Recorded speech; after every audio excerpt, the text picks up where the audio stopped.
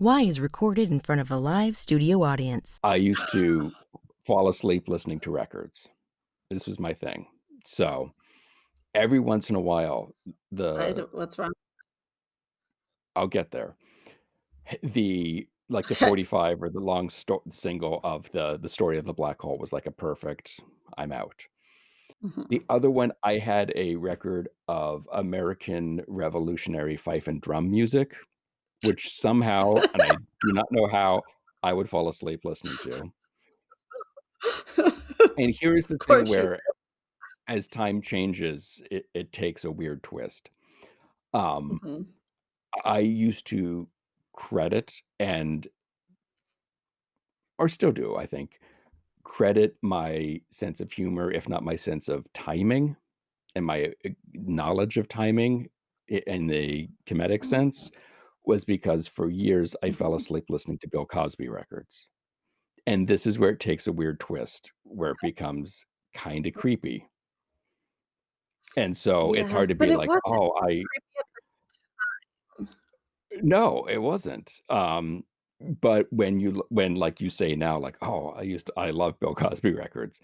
As long as you weren't going over for a pudding pop, you were okay. Right. No. I mean, I was never hanging out with Bill and his wife Camille.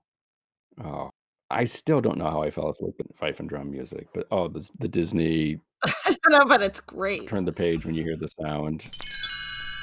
I mean, what kid does not want to fall asleep listening to the voices of Robot, Slim Pickens, and then just regular Ernest Borgnine? Right? Yes. No, I totally. Yes. Yeah. I totally get that. I think that explains so much about the show. It does. Yeah, it's really. It all makes sense. This is going to be Exhibit A at some point. You know?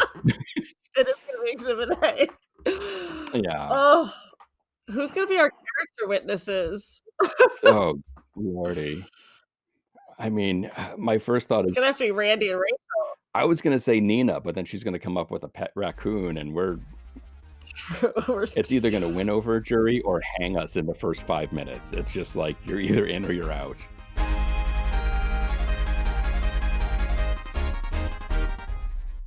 This is Why, with your hosts, Heidi Hedquist and Luke Poling.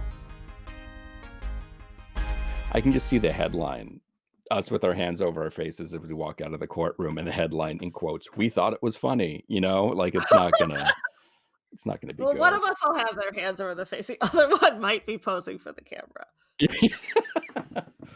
I feel I will go full like Chicago when that happens. Like I'll be Velma Kelly walking out of that courtroom. Yeah. Probably in the exact suit that Catherine Zeta-Jones wore. Not the Fosse costumes, because they are not acceptable. Oh, okay. Wow. All right. Wearing an assless leotard in the courtroom. I keep trying to get my wife to watch All That Jazz. Really? I love that film. I love that movie. Oh my God. Well, because and this connects to the holidays. 6th grade, our homeroom teacher was going to show us like that Wednesday before or Thanksgiving, right? When like it's just a blow off day, you get out at noon. We were going to watch Something Wicked This Way Comes. I believe we had read a Ray Bradbury story, but not that one. I think the one about the people who surround people after car accidents and suck in all the air around them and kill them. I believe. Yeah. That's like we'd done The Lottery, and I don't know if we had done Occurrence at Owl Creek Bridge, but anyway. So he was going to show us, and he had taped this off of, I don't know, Disney Channel or something. So put in the tape, and it wasn't queued up to where it should be. And on the same tape, he before it had recorded this film, and we watched it fast forward, and so I remember that fast forwarded film more than I remembered Something Wicked This Way Comes. And what I remember most is a character who at the time I did not realize was Roy Scheider, but I eventually made it. People in skin tight suits with blood vessels and veins and stuff, and like Ben Vereen in a tuxedo. Oh, and it was Roy Scheider's like stumbling around the hospital by himself. And I was like, I don't know what this is, but I want to see this. And literally Yes. flash forward like 7, 8 years. I think I was going through a Fosse phase and like had seen Lenny and not Personal Best, Star 80, and really the Sorry. Cabaret. Oh my God, like just the darkest of Pippin. dark. I Cabaret I is didn't. heart-wrenching. It was only the stuff he directed, so all the super really weird Okay, dark stuff. that's fair. Yes. And 7 or 8 years later, do I pop in all that jazz? And first, I'm like, this is Paula Abdul's entire career in 2 hours. Right. Oh my Yes. God. Was it Straight Up? Was the black and white Come Fly With Me sequence, I believe? But anyway, and then at the end, it was sort of, I had this sort of dual epiphany of like, this movie is amazing, and oh my God, it's this movie. It was so exciting. Oh, it hit you that it was that one? That's awesome. Yeah, I had no idea what the movie was, and I spent 6 or 7 years being like, I saw this thing. There's always those movies where you like see bits and pieces of them somewhere, and you can never place what they are, and you explain it to people, and they have no idea. There's another Well, one I yeah, 'cause remember. then people Yeah, I remember one in college watching in somebody else's dorm room, and I saw like the first 10 minutes.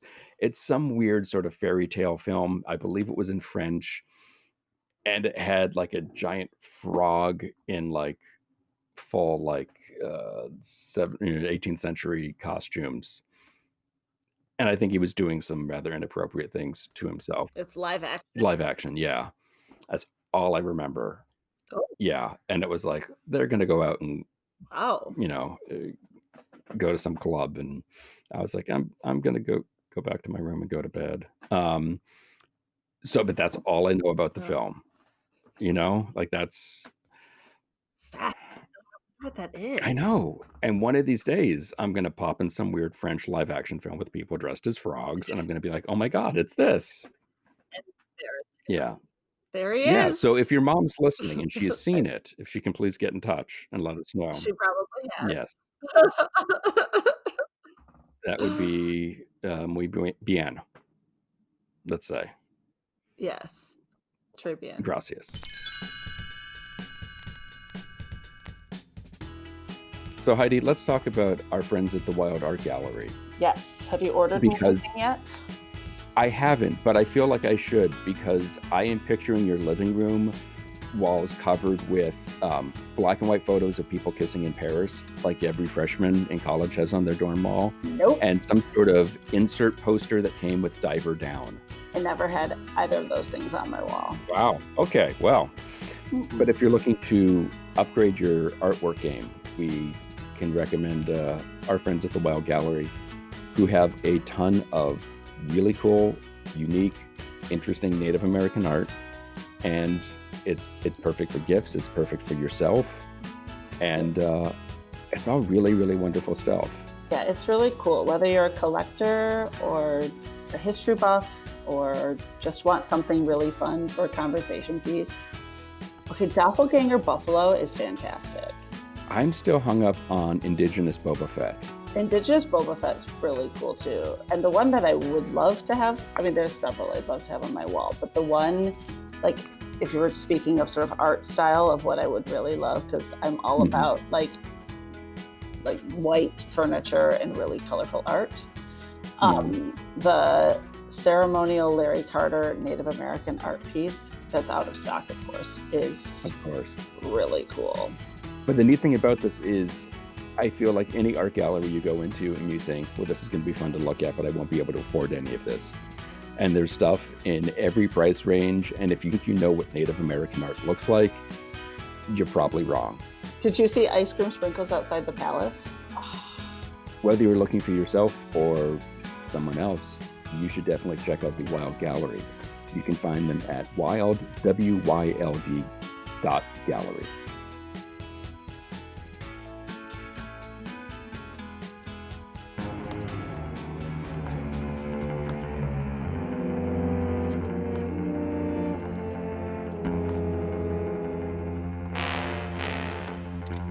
the one all right. Almost tore my arm off. Jean's clean. A pussycat. Almost. Hi, Curly. Look, someone vandalized our park last night, smashed some of our buildings and injured a few of our guards. Well, Gene, they think it was you. Think? It was him. Or his twin. Gene's brother was an only child. Easy, Catman. They are serious. And they've got guns. This guy's dangerous. I want him locked up. All right, look, don't get excited, Sneak. I mean, let's talk about this privately.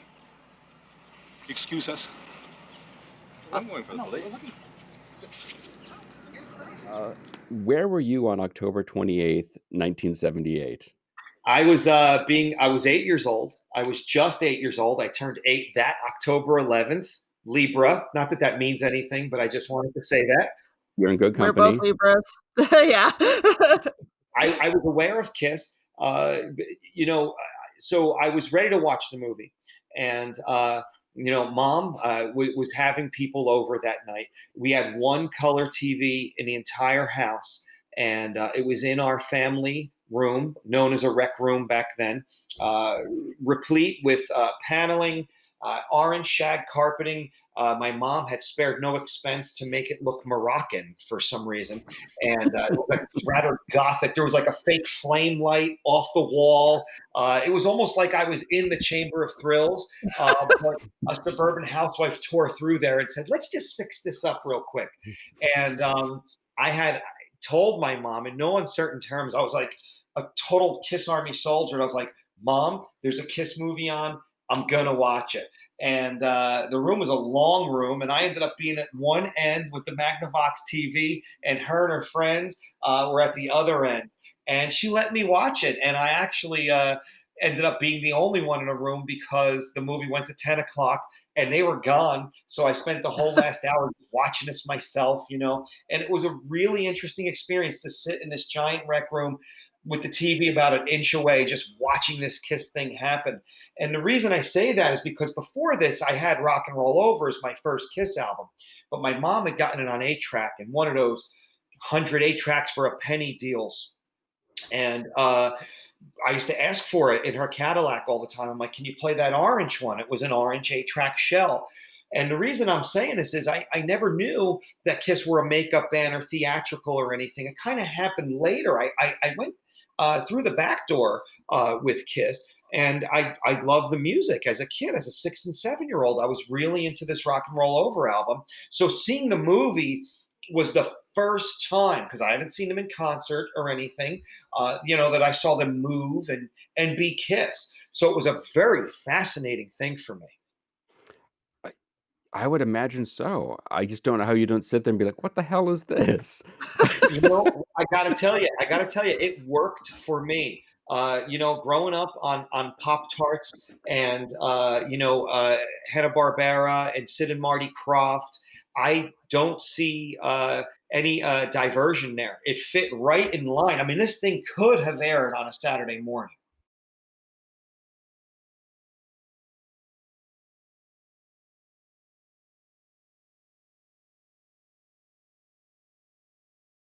You're so right, because I just rewatched the version that's in the Kissology box set. Yes.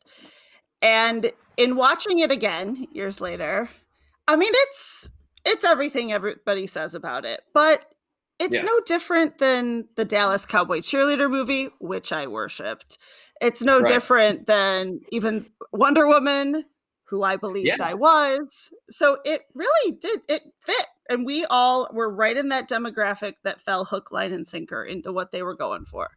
Absolutely. The Harlem Globetrotters on Gilligan's Island and things like that. It was a whimsical time. We could sit back as 40-somethings. I just turned 50. But you can sit back and analyze it on an artistic level, or all kinds of ways that you would not and could not as an 8-year-old Kiss Army soldier or just a 70s vid kid. Okay, there's some really weird issues like, where is Kiss, for 36 minutes. You say it's Kiss, you say it's Gilligan's Island, you're seeing Gilligan the first minute. And that's the thing. So it did have some issues there. And it's funny, you mentioned Heidi, that you watched the Kissology one, which of course was the attempt to make it serious and into more of a good story. And I think it suffers a slight because of that, because it lost some of that 70s kitsch power. Yeah, I mean, it's still there, but not as full force. You're watching this thing and you're getting Carmine Caridi, who was a pretty familiar face in the 70s. You're getting Deborah Ryan, who, for all of her perhaps shortcomings in the thespian arts, had done a few episodes of TV and was something of a breakout star, and she looked pretty enough on screen. And then, of course, you had Anthony Zerbe, who was like, he was Harry O. He was in Harry O, which is a good series, and he was just turning up everywhere.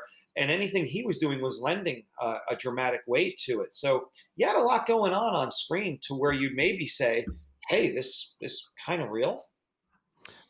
Well, so this is something that the band has always sort of not really wanted to talk about. What made you think, I want to write a book about this much maligned part of history? Well, I it may be because of this movie, Luke, but I've always been into the somewhat farcical nature of Kiss.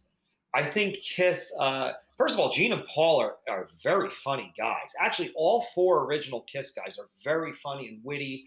And there's little lines they were saying in the 70s in their interviews. They were real cut-ups when they wanted to be. And especially Ace Frehley, of course, legendarily known. Is that a word? I think that's a word. I think so. Yeah, maybe. And he's known for that, for the Tom Snyder interview in 79 and things like that. And Gene and Paul are very clever. Maybe somebody would say corny. So my point is, I've always liked the funny bits of Kiss. In that farcical, whimsical nature. I can't get too serious about Kiss. I don't like being serious at all. But, in terms of my rock and roll and everything, I want that kind of, I want that camp, intended or not, I'm into that.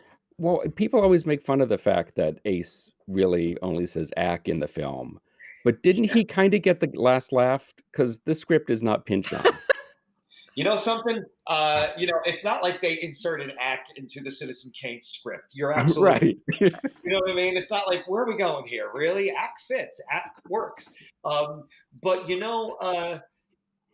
I think the thing is, the Ace character, the Space Ace character in the movie too, just by virtue of the makeup design and Ace's mannerisms, manages to hold its own. As an individual character, where Peter's character is cool, and I'm a big Peter fan, but Peter's character is like, he almost looks like an Italian guy from Brooklyn dressed up in cat makeup. He's there and he's tough and he only knows how to hit.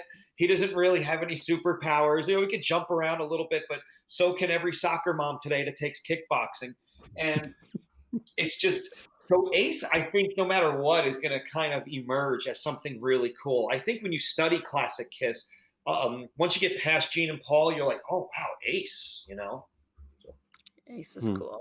I was pretty devastated for years that Peter's voice was dubbed until I read in your book that Gleek was who dubbed it. I know. I mean, you're talking Michael Bell. I mean, first of all, on screen, he did a lot of cool things. The whole Three's Company bit he did. And then, just jumping in and being every voice, like down the line, like, through the 70s and then right into the 80s with the Smurfs and the Snorks. And so, yeah, like they got a really good guy to do it. And, it's funny you mention that too, because in the book, as you might recall, he says that maybe he did another line of another character here or there, an incidental thing. And you know what? I've watched this thing hundreds of times. I still can't figure it out. Now, there's other little overdub lines in there, guys fixing speakers and the like, but I cannot deduce if, in fact, it's Michael Bell. That's funny. How did you find all these people from the crew, all the folks you talked to for the book? How do you track them down? Well, the year was 2000, and you're in the infancy of the internet, and I had to go and start dialing up. I called SAG at the time, Screen Actors Guild, and they had a receptionist that would call. She began to know me, as a matter of fact. I said, you have anything on Carmine Caridi? Yes, we do, actually. I just spoke to his agent. Here's his number. Here's his number. Yeah, it's his number. Call up Carmine Caridi. The guy wasn't that active. So at some point, either his agent or, he started handling some things himself or, on a personal nature. So I'd unlock something like that. A couple of them would do like it become like a chain reaction. Terry Morse was someone who said, hey, I am friends with Deborah Rady, I think her last name is, or Reedy now, Deborah Ryan. And he said, why don't you give her a call? And as a side note, Luke, Deborah was a little reluctant to talk about this wherever she was in her life, circa 2000 as opposed to 78. And we talked cordially, nothing interview-wise. And then again, as you know, I did procure her when I was hired as a consultant for Kissology 2. I said, it's a few years later, Deborah, would you be interested in doing this? And she took to it, which was cool. So we have her on record as something, Very cool. as making some, statement about this. But so I just had to really just call around, it wasn't that easy, I have to say. Nobody had Facebook pages. There was no Facebook, or anything like that. So it was tough. And what was their reaction from the kind of crew and the folks you talked to? Were they into the film? Was it more of like, oh, this was a paycheck, this was a few weeks worth of work? Or did they know it was something special because they both wanted the best and they also got the best? No, somebody should use that phrase because I know. Be a hit. It's funny. The first thing I would say to that is, if anybody listening wants to write a book about something, write it as close to the happening of that movie, album, band, whatever, as you can get. And memory is a funny thing. And I hit them at the sweet spot, I think. I hit them, let's say, 78 to the year 2001 when I had started this. I think there was just enough time to have kids. Hey, what was this thing you were in, Dad? Or whatever. So there's just enough time for nostalgia to kick in, enough distance where they can look back at something. Now, having said that, I think I was greeted with a variety of memories about the movie and what they thought about it then. But conversely, the reactions were all the same about my endeavoring to write a book. They were shocked. You want to write about this? It was quite, they were taken aback. Like, here's this guy doing this archaeological dig. This is like, for some of them was like, I'm writing about Christmas 1975 at your house. I want you to tell me which aunts were there, which uncles, what did you get? What did you wear? Things like that. So they were really marveling at it. And they kind of rallied around me a little bit, especially Lisa Jane Persky, who I did stay in touch with for a while. She thought it was novel. She got a real kick out of it. And short story about that, she was appearing at a convention here in Jersey years later. This is probably 2013 or something. And I had stopped by the convention. And I had to get some coffee like I'm drinking now, but there is some decaf in here. This is a mixed one. I was online. I heard her voice next to me. I said, Lisa, is that you? Oh my God. She's probably like, what? I actually recognized her voice from the movie. That's it's awesome. The funniest thing, And so we actually reconnected then and everything. So a lot of them were bemused. Barry Levine, the Kiss photographer, was like, he always bust on me. Like, you really doing this? Really? So it was cool. It was a cool thing. Well, I feel like they were pretty transparent and honest with you too. I mean, people owned the stuff that they legitimately loved about it. They weren't ashamed to say like, look, I loved it. I loved this aspect or this aspect. And they kind of owned the stuff that was like, well, yeah, okay, but we knew what we got ourselves into, which I thought was really pretty cool. Yeah.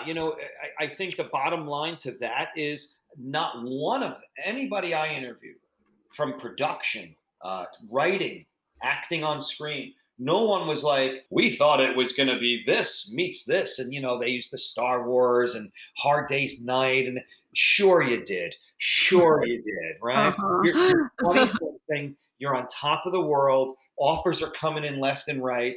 You're the most visual musical enterprise on the planet Earth. And people are like, now you're going to go in front of the cameras, make a movie. What's that? Sure. Just let me know. Wait a minute, we're making a movie. That's when the trouble started. I got to be up at 5 in this. Right. This is different. I got to be dressed up. I was partying all night. We're doing this in California. They're not doing it in Idaho. Right. So they're living the life. They're going to private parties all over the place. So that's where, I think there was some kind of issue or something. To really think it's anything else, like you don't know what a TV movie is. Like you don't know. You really thought it was going to be something grandiose. Like Kiss was chosen to really make something so lofty. Really? We're going to make Rosemary's Baby or whatever? I don't know. That would be, I actually think Kiss and Rosemary's Baby would have been an incredible film. Let me write that down. All right, I'm going to write the treatment. So one of the things that kept, like, as I was reading the book, that kept popping into my head is how on earth did you stay on task? Because as incredible as this story is, as fascinating as it is, and as much as I loved the book, obviously, but all of a sudden now you've got, and I was a mime, and then I was on the plane to Portland, and all the girls fell out with all the numbers on them, and I mean, there's so many aspects to every single person that was involved in this that I would have been down 8,000 rabbit holes. I would still be interviewing. And I like the way you put that with the rabbit hole example, because that's how you paint the picture. Two answers to that. Actually, number one would be, I'm a journalist and I used to do hard news reporting. And in that hard news reporting, you'd say, wait a minute, officer, you pulled over the suspect at 11:22, right? You issued a summons at 11:24. How could you do that fast, allowing for time to reach into your pocket or get on your computer? So I did go into it with this exacting nature. But as things happen, they are telling me where they're at in their lives, where they're at in their career, what it meant to them to find out. I have a bit part in a Kiss movie, the biggest rock group in America at the time, this pop culture phenomenon. So that's where the story really started to congeal for me. What did you think, Hanna-Barbera people? Did you understand this? Did you get this? Gordon Hessler, you're the king of directing schlock and fast, working with Pete Hayward. So that's all that stuff, all that circumstantial stuff really did help to put this picture, this movie project, in the proper light I think it needs to be. Makes sense. Like, you know what I'm saying, Heidi? I can go, and believe me, if there was no pandemic, I'd be having screenings all around the country. I'll stand with a microphone and I could walk you through the movie and tell you hundreds of things I've noticed or people have told me and I've discovered and blah, blah, blah. But, we can go that way. We can go that nuanced way. But I think in terms of this book, and I think you really hit it on the head for me, it is all of this stuff going on at the time. Where were you in your life when this happened? How did you fall into this? And then what were your impressions? So the angle of the person. Did they know Kiss? Did they not like Kiss? Mm-hmm. Did they know anything? And I think that's what really helped people that read the book understand the whole situation around the creation of it. Yeah. And everybody loves Gene. Universally, the whole world loves Gene. Yeah. And I'll tell you, hey, listen, Gene Simmons, it's funny when you look at the history of Kiss and how they wavered and faltered and members departed and sales plummeted in the 80s. I mean, first of all, that's yet another rocky story of how they've come back. It's amazing. It's amazing. But, Gene really, he did have a nice sideline of doing movies for a while. And it kind of just fizzled out. I think he could have had an even bigger career. He played a great heavy. And, he created this great persona. And, okay, some of it was, I'll hire Gene Simmons in this movie to be Gene Simmons. It gets to a point where it's like a William Shatner. I want William Shatner to be William Shatner, And then sometimes the universe collapses on itself because then you got William Shatner playing Captain Kirk by William Shatner playing Captain Kirk. Like it started to be these, recessive traits almost. But Gene, when he went on from this and did Runaway with Tom Selleck, I don't know if you guys have ever seen that, Mhm.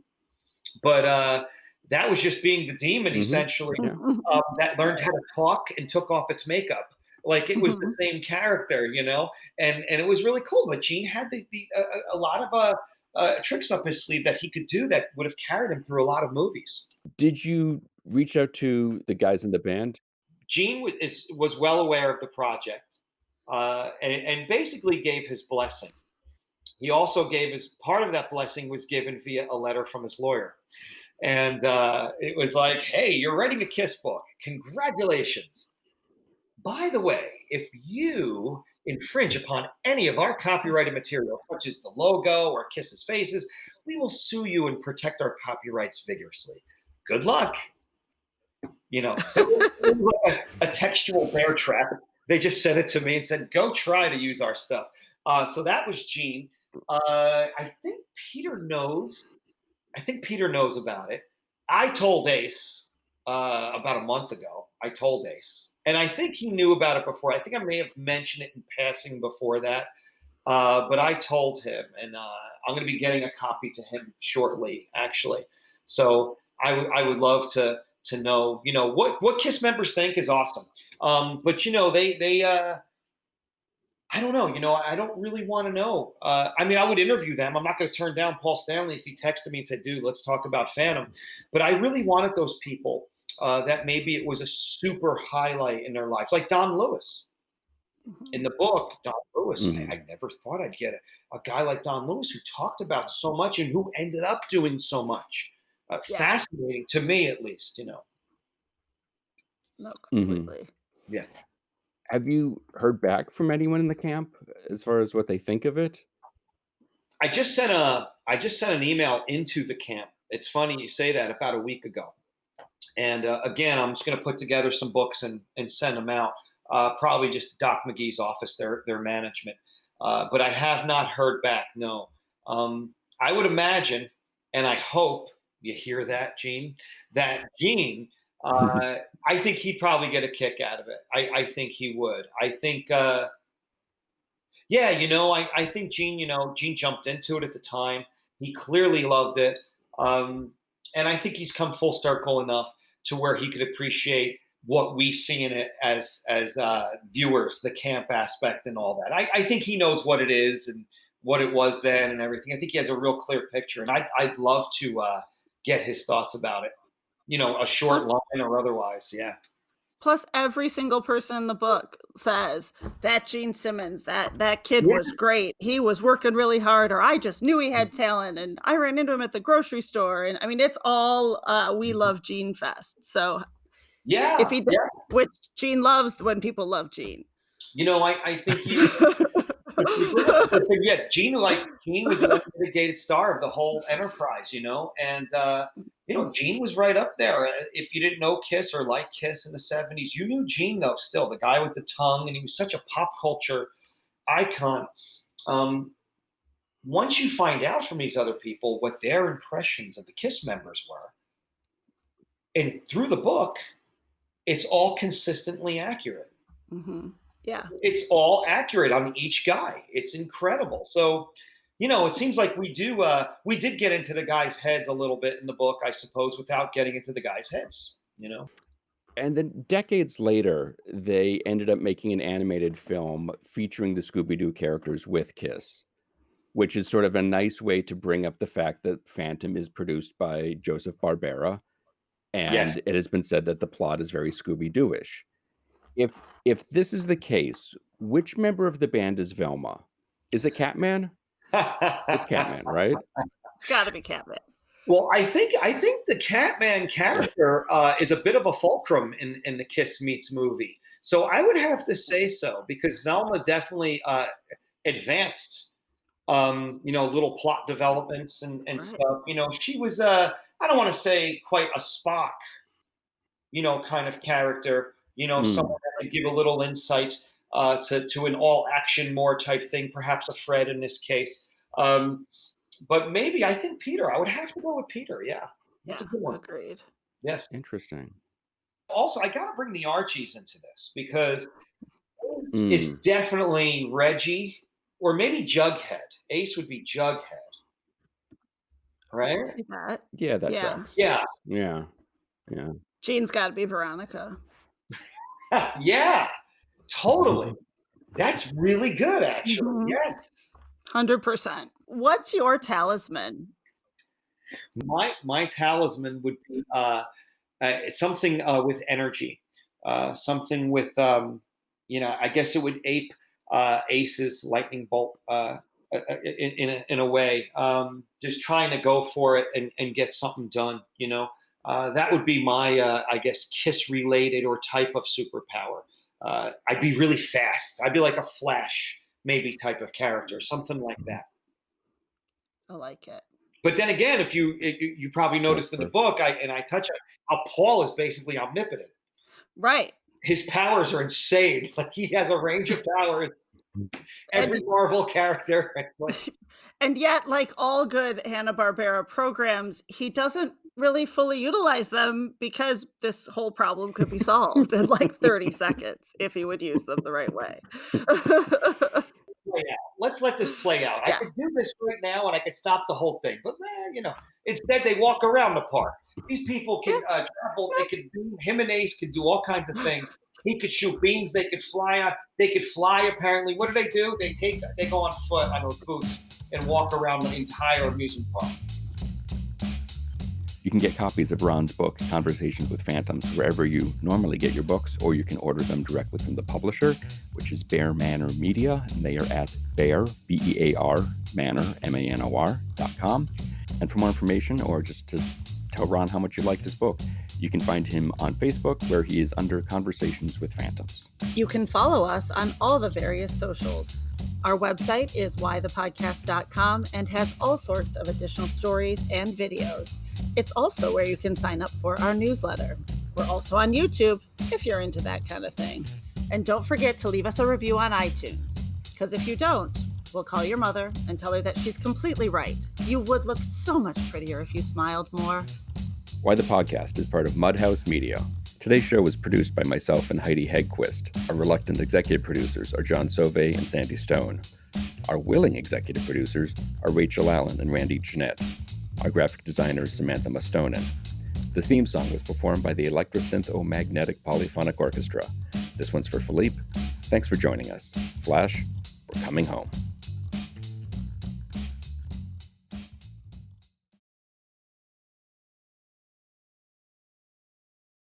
Nigel, is that you? Are you here, Nigel?